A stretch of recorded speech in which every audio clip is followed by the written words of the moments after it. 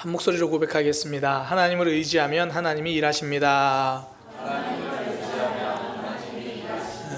한 번 더 고백합니다. 하나님을 의지하면 하나님이 일하십니다. 오늘 본문에는 삼손의 마지막의 모습이 나옵니다. 삼손의 죽음이죠. 근데 성경은 그의 죽음을 이렇게 설명해요. 사사기 16장 30절에 보면, 뒷부분에 보면 삼손이 죽을 때에 죽인 자가 살았을 때에 죽인 자보다 더 많더라. 그러니까 삼손이 살았을 때 죽였던 블레셋 사람보다 죽을 때 물리친 사람이 더 많았다, 이렇게 이야기를 합니다. 무슨 의미입니까? 내 마음대로 살 때보다 하나님 의지하며 살아갈 때 더 큰 일을 한다라는 겁니다. 삼손이 살아있을 때의 특징은 내 마음대로 살던 사람이잖아요. 내 기분대로 힘을 씁니다. 그러니까 내 생각대로 살아가고 내 계획대로, 그냥 내 감정대로 힘을 쓰죠. 한마디로 자신을 의지하며 살아가는 그런 사람, 그런 삶입니다. 그런데 마지막 죽을 때 모습, 죽기 전에는 다르잖아요. 두 눈까지 뽑히고 힘도 다 사라지고, 그때 하나님께 도움을 구하고 부르짖어요.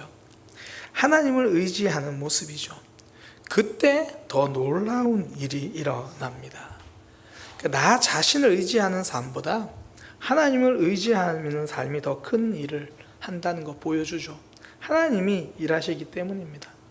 이게 사명의 영역에서도 그렇고요, 우리의 삶의 영역에서도 동일합니다. 하나님이 주신 사명인데 이게 내 힘으로 감당하려고 할 때가 있잖아요. 꼭 삼손같이 뒷심이 없어요. 그러니까 장애물을 만나고 방해가 있으면 멈춰버리거든요. 그러니까 나를 의지해서 살아가는 삶이죠. 그런데 하나님을 의지하는 삶은 다릅니다. 사명을 감당하는데 왜 방해가 없겠습니까? 당연히 있죠. 근데 방해가 있을 때마다 하나님을 의지하니까 하나님 극복하게 만들어주세요. 다른 길을 열어주시든지, 아니면 그걸 뛰어넘을 수 있는 힘을 주시든지, 결코 거기서 주저앉게 하지 않으세요. 멈추게 하지 않으십니다. 바울을 보면 잘 알 수 있잖아요. 바울이 복음을 전할 때 여러 방해가 있었습니다. 그런데 그는 하나님을 의지하니까 때로는 방해가 오면 다른 곳에 가서 복음을 전할지언정 멈추지 않습니다. 어떨 때는 하나님이 놀랍게 은혜를 주셔서 기적 같은 일들이 일어나게 하셔서 그 모든 어려움을 돌파하게 만들죠. 그러니까 나를 의지하는 삶은 방해를 만나서 무너지고 넘어지지만, 하나님을 의지하는 삶, 결국 끝까지 하나님께서 완성하게 만들어 주신다는 거예요. 저는 우리 모두가 사명도 그렇고요, 우리의 삶도 그렇고 하나님을 의지하며 걸어가는 삶이 되기를 소망합니다. 그러니까 방해와 갈등, 아픔, 그거 없는 삶은 없잖아요. 그런데 거기서 주저앉아 있을 수도 없잖아요. 하나님을 의지하는 모습으로 끝내 돌파하고 완성해내는, 그 완성을 경험하는 믿음의 삶이 되기를 소망합니다. 오늘 이제 마지막 삼손의 모습은 결국 나를 의지하던 사람이 하나님을 의지하는 모습으로 달라진, 그게 보여지거든요. 그러니까 이런 삼손의 모습을 통해 하나님이 우리에게 이 말씀을 하시는 거죠. 하나님을 의지하는 모습은 이런 거야. 그러니까 우리의 삶도 결국 마지막 모습까지 하나님께 남김없이 쓰임받는 삶, 어떻게 살아갈 수 있는가, 하나님이 그거 알려주십니다. 삼손이 하나님을 의지하는 모습으로 달라진 그 모습의 특징 두 가지 정도 함께 좀 살펴보려고 하는데요. 첫 번째는 간절함이었고요, 두 번째는 은혜로 살아가는 그런 모습입니다. 좀 하나씩 살펴보겠습니다. 첫 번째, 하나님을 의지하는 사람의 특징, 하나님께 부르짖음이 있어요. 그러니까 단순히 목소리를 말하는 게 아니라 간절함이죠. 사사기 16장 28절에 삼손이 여호와께 부르짖어 이르되 여호와여 구하옵나니 나를 생각하옵소서, 하나님이여 구하옵나니 이번만 나를 강하게 하셔서 하나님 나에게 힘을 주세요. 삼손이 하나님께 부르짖고 있습니다. 왜 그렇습니까? 내 힘으로 할 수 없어서 그래요. 내가 할 수 없으니까 하나님께 부르짖어요. 우리의 삶 언제 간절해집니까? 내 힘으로 안 될 때. 이거 꼭 해야 되는 일이고 이 아픔을 내가 극복해야 되는데 내 힘으로 안 되니까 간절해지죠. 삼손의 삶을 보면요, 하나님께 부르짖을 때가 딱 두 번이 나와요. 처음은 이 사사기 15장 8절인데 그때는 목이 말랐을 때예요. 삼손이 심히 목이 말라 여호와께 부르짖어 이르되 하나님, 제가 싸움에서는 이겼는데 목말라 죽게 생겼습니다. 이때 삼손이 나귀 턱뼈로 블레셋을 물리치고 난 이유거든요. 그때 너무 목말라서 하나님께 부르짖어요. 참 아이러니하죠. 전쟁할 때도 찾지 않던 하나님을 목이 말라서 찾아요. 꼭 큰일에만 간절함이 필요한 게 아니라는 거죠. 우리가 신앙생활 할 때 큰일 때문에 무너지는 것이 아닙니다. 이 나라 이 민족을 위해서 걱정하다가 내 마음이 너무 실망돼서 나 이제 신앙생활 못할 것 같아. 제가 아직까지 이런 사람을 만나본 적은 없어요. 사람들의 말 한마디 때문에 넘어집니다. 그 한마디 말을 내 힘으로 못 넘어가는 거예요. 그러니 그때도 하나님을 의지하는 거죠. 이렇게 기도하겠죠. 하나님, 내 귀에 좀 방패를 세워주옵소서. 내 마음을 붙들어 주소서. 내 힘으로는 내 마음 조절이 안 되니까. 그렇다고 마냥 무너져 있을 수는 없으니까. 성경에서 간절함이 무엇인지를 보여주는 많은 사례들이 있는데요. 그 중에 저는 대표적인 사례를 찾으라면 수로보니게 여인이라고 이야기를 하고 싶습니다. 이 여인은 이제 귀신 들린 딸 때문에 예수님을 찾아오잖아요. 그때 예수님이 처음에는 거절합니다. 예수님, 우리 딸 치료해 주셔야 됩니다. 거절해요. 7장 27절에 예수께서 이르시되 자녀로 먼저 배불리 먹게 할지니 자녀의 떡을 취하여 개들에게 던짐이 마땅치 아니하니라. 그런데 이 여인은 포기하지 않아요. 7장 28절에 여자가 대답하여 이르되 주여 올소이다마는 상아래의 개들도 아이들이 먹던 부스러기를 먹나이다. 결국 고침받잖아요. 간절함이 무엇입니까? 하나님밖에 없다라는 겁니다. 예수님은 이 여인의 모습을 통해 간절함이 무엇인지를 우리에게 알려주시는 거예요. 정말 모욕같이 들리는 그런 거절에도 포기하지 않죠. 예수님 말고는 답이 없어서 그래요. 이 아픔, 내 딸의 아픔, 누구만 이거 고칠 수 있습니까? 예수님이잖아요. 그러니 거절한다고 해서 돌아설 수 없죠. 하나님밖에 없으면 간절해집니다. 믿음이 언제 변질되나요? 하나님 말고 다른 것에서 답을 찾기 시작할 때입니다. 내 미래, 하나님도 붙들지만 이것도 좀 어느 정도 있어야 될 것 같다고 할 때 그때부터 확신이 아니라 염려가 나를 흔들기 시작하거든요.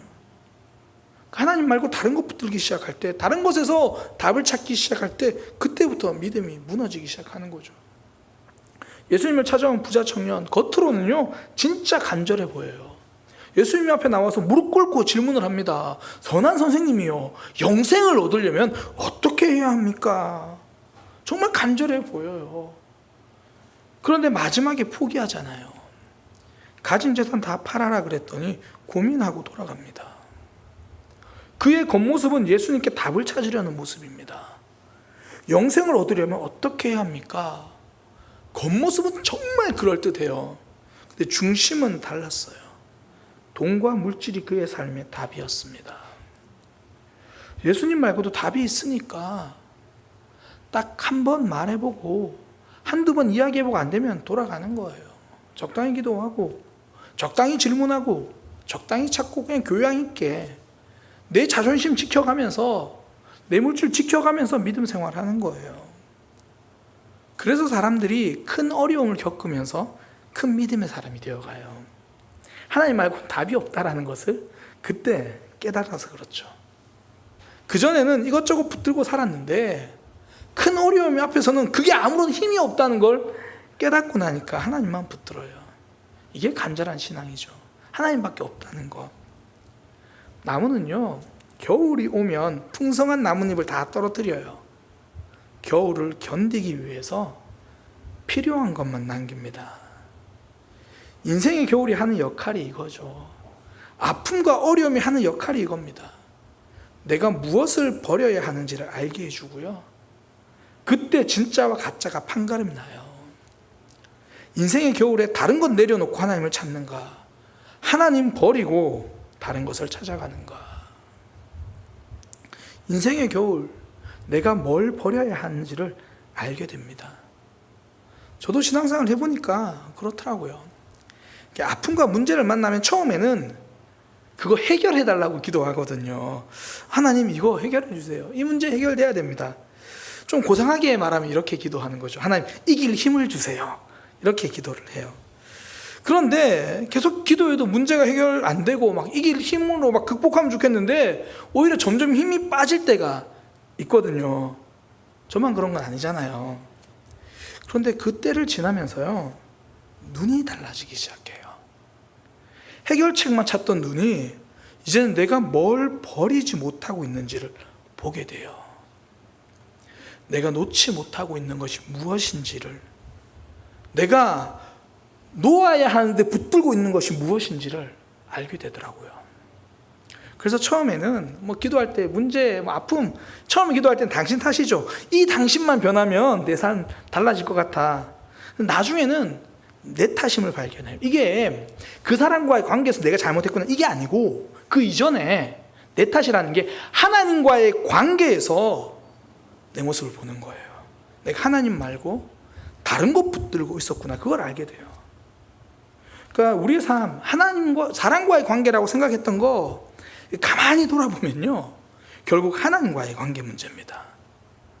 내가 아직 버리지 못한 것이 있어서 그것 때문에 저 사람의 말이 걸리고, 그것 때문에 이 삶이 불편해지고, 하나님 말고 다른 게 내 안에 많아서 그렇죠. 그러니까 관계의 겨울, 삶의 겨울은요, 하나님만 남기는 시간입니다. 불필요한 거 버리고 간절함이 시작되는 거죠. 지금 삼손의 삶이 그렇습니다. 눈이 뽑히고 하나님이 남는 시간이죠. 뽑힌 눈 때문에 그 눈으로 여자만 보던 삶이 이제 하나님께 기도하는 삶이 되었습니다. 그동안 얼마나 많은 시간 하나님이 삼손을 기다리셨습니까? 하나님 품에 쉬어야 할 이스라엘 나실인 사사가 이방 여인의 품만 파고들었잖아요. 내가 원하는 것, 내 뜻대로, 내 생각대로, 내 감정대로 걸어갔잖아요. 눈이 뽑히고 나니까 하나님 품을 찾습니다. 매춘을 하기 위해서 가사까지 내려가던 정말 그 어이없던 열정이 이제 하나님께 부르짖는 사람이 되었죠. 이제 그의 삶에는 하나님만 남았습니다. 성숙이란 하나님만 남는 거예요. 내가 의지할 분은 하나님밖에 없구나, 이거 깨달아가는 과정이에요. 그전에는 말로는 하나님밖에 없습니다, 주님밖에 없습니다 고백을 하지만, 그러다 아픔을 만나면 그게 진짜 삶의 고백이 되는 거죠. 그 고백을 간절함이다 이렇게 말하는 거고요. 그 마음으로 기도할 때 부르짖음이 터져 나오는 거죠. 예전에 믿음의 선배님들이 이런 표현을 많이 했잖아요. 기도의 줄을 붙잡고 기도해야 한다. 처음에는 무슨 기도의 줄을 붙잡고 뭔 줄을 잡으라는 거야, 아무것도 안 보이는데. 근데 그 표현이 결국 하나님만 붙들고 기도한다는 이야기잖아요. 이 문제의 답은 오로지 하나님입니다. 그러니 설렁설렁 기도할 수가 없죠. 내 삶, 내 아픔, 내 문제 설렁설렁해서 돌아가서 답이 나오는 게 아니니까. 야곱이 왜 야복강을 건너지 못했습니까? 설렁설렁 건너서는, 그냥 건너가서는 답이 안 나오니까. 하나님밖에 없으니까. 더 이상 나를 의지할 수 없고 하나님 말고는 믿는 구석이 없을 때, 그때부터 간절해집니다. 하나님을 의지하는 삶의 첫 번째 특징은요, 하나님을 향한 간절함이에요. 하나님만 남고 그 하나님 붙들고 가는 삶. 오늘 기도할 때도요, 우리의 삶에서 하나님만 붙들고 기도하는 그런 시간 되기를 소망합니다. 두 번째, 하나님을 의지하는 삶의 특징은요, 은혜로 살아가는 삶입니다. 오늘 성경 제일 마지막에 삼손의 삶을 이렇게 표현하거든요. 16장 31절 제일 뒷부분에 이렇게 끝납니다. 삼손이 이스라엘의 사사로 20년 동안 지냈더라. 이 마지막 이 삼손의 삶의 정리가 전 참 위로가 되고 은혜가 되더라고요. 하나님은 그의 마지막 모습까지 사사의 모습이었다, 이렇게 말씀해 주시는 거잖아요. 지금 삼손은 눈을 의지해서 살다가 이제 눈도 뽑히고 잡혀가요. 가사에서 당당하게 성문을 뽑던 그가 가사에서 짐승처럼 맷돌을 돌려요. 블레셋이 두려워가지고 그 한 사람 잡겠다고 수많은 사람들이 몰려오던 그가 이제 삼손을 조롱하겠다고 3,000명이 넘는 사람들이 지붕 위에 올라가서 삼손을 구경하는 조롱거리가 됩니다. 블레셋 사람들의, 그전까지는 삼손이 블레셋 사람들의 걱정거리였어요. 뭐 굳이 말하면 다곤 신에게 기도하는 기도 제목이었죠. 저 삼손 좀 어떻게 해주세요. 근데 이제는 그 삼손이 다곤 신에게 찬양하는 찬양의 제물이 되어버렸어요. 이 16장 23절 24절 그거잖아요. 블레셋 방백들이 이제 다곤 신을 높입니다. 우리의 신이 원수 삼손을 우리 손에 넘겨주었다. 그러면서 다곤 신에게 감사하고 제사를 드리고 즐거워하고, 또 24절에 백성들도 삼손을 보면서 우리 땅을 망쳐놓고 우리를 죽인 원수를 우리 신 다곤이 우리에게 넘겨주었다, 그러면서 자기들의 신을 찬양하고. 지금 삼손의 모습 보면요, 삼손 때문에 하나님이 모욕을 당하고 있는 거예요. 이만하면 이 사람 이제 그냥 버리고 다른 사람 쓰시는 게 맞죠. 이런 것이 인과응보의 삶이거든요. 넌 잘못했어, 그럼 이제 끝이야. 근데 은혜로 살아가는 삶은 달라요. 이런 삼손인데도 하나님이 응답하시고, 그가 부르짖을 때 다시 힘을 주시고 다시 기회를 주십니다. 그리고 그가 마지막까지 그의 죽음까지도 사명을 위해서 쓰임받게 하시고, 그 인생 끝에 그는 사사였다, 이렇게 고백해 주시는 거예요. 우리 삶이 그렇잖아요. 돌아보면 얼마나 부족한 게 많습니까? 하나님 앞에 예배한다고 하면서도 사실 내 중심으로 살 때가 많고, 하나님 앞에 섬긴다고 말하면서도 여전히 내 중심일 때도 많고, 그런데 하나님이 우리를 보면서 그가 80년 동안 이 땅에 대한민국의 사랑의 교회 성도로 살면서 하나님의 백성이었다, 하나님의 은혜로 살아가는 거예요. 하나님의 은혜로 산다는 건 다시 시작하는 힘입니다. 넘어져도 다시 일어서는 힘입니다. 두 눈이 뽑혀도, 나 때문에 하나님이 모욕을 당해도 다시 그 하나님께 부르짖는 게 은혜로 사는 삶이에요. 십자가로 생각하면 됩니다. 죄와 허물로 죽은 우리에게 새 생명을 주신 거잖아요. 그러니까 죽음에서 생명으로 다시 일으켜 준 것, 이게 은혜입니다. 다시 일어서는 힘이요, 다시 시작하는 힘이요. 근데 사단은 계속 기독교의 관점을 변질시켜요. 은혜를 어떻게 변질시키냐면 죄를 지어도 괜찮은 삶이라고 변질시킵니다. 오직 답답했으면 바울도 그 이야기를 해요. 로마서 6장 1절에 보면 그런 게 아니다고 이야기를 하는데, 로마서 6장 1절에서 2절, 그런즉 우리가 무슨 말을 하려 은혜를 더하게 하려고 죄에 거하겠느냐, 그럴 수 없느니라. 그럴 수 없느니라. 난 십자가로 구원받았어요, 난 은혜 안에 있어요, 그러니 지금 넘어졌지만 괜찮아요, 저 내일 넘어질 수 있지만 괜찮아요, 그런 의미가 아니라는 거예요. 사단은 계속 변질시켜요. 다른 것도 그렇죠. 우리가 주일에 데살로니가 전후서를 살펴봤었잖아요. 거기서 종말론, 사실 종말론이 기독교인에게 굉장히 중요합니다. 예수님 곧 오신다라는 거 붙들고 이 땅에 소망 두지 않고 하늘을 바라보고, 오늘 내 삶에 이 땅에서 어려움이 있어도 하늘나라 바라보면서 기대하면서 가는 게, 그게 종말론이잖아요. 근데 사단이 어떻게 변질시킵니까? 데살로니가 전후서에 이제 곧 예수님 오실 거니까 아무 일도 하지 마라, 변질시켜요. 그리스도 안의 교제, 헬라어로 코이노니아라고 말하면서 진짜 귀한 거거든요. 믿음의 사람들은 절대 혼자 신앙생활 할 수 없습니다. 함께 교제하는 거예요. 근데 사단이 어떻게 변질시킵니까? 하나님 없는 교제로 만들어버립니다. 계속 변질시켜요. 은혜도 그래요. 다시 죄를 지을 자격인 것처럼 말해요. 아닙니다. 은혜는요, 다시 죄를 지을 자격이 아니라 다시 일어서는 힘이고요, 믿음으로 살아갈 기회를 얻은 겁니다. 물론 그러다가 또 넘어질 수 있죠. 그때 우리에겐 또 은혜가 있으니까 다시 일어서는 거죠. 고린도후서 9장 8절, 하나님이 능히 모든 은혜를 너희에게 넘치게 하시나니 이는 너희로 모든 일에 항상 모든 것이 넉넉하여 모든 착한 일을 넘치게 하게 하려 하심이라. 은혜를 주셔서 선한 일을 감당하게 한다는 거예요. 이 본문의 맥락 자체는 이렇습니다. 예루살렘 교회가 많이 어려움을 당하니까 바울이 이방에 있는 지역의 교회를 다니면서 거기서 연보, 예루살렘을 위한 도움을 이렇게, 그러니까 오늘날로 말하면 구제연금을 받아가지고 그렇게 예루살렘을 돕고 있어요.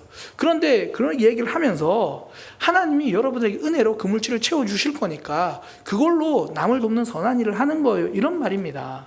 근데 이게 꼭 물질 한정된 건 아니잖아요. 하나님이 우리에게 주신 힘이 있으니까 그 사명을 감당하는 거죠. 하나님이 우리에게 주신 그 은혜가 있으니까 다시 일어나서 사명을 감당하는 거죠. 은혜는 다시 일어서는 힘이고요, 시작할 수 있는 힘입니다. 물질뿐 아니라 믿음도 힘도 은사도 다 그래요.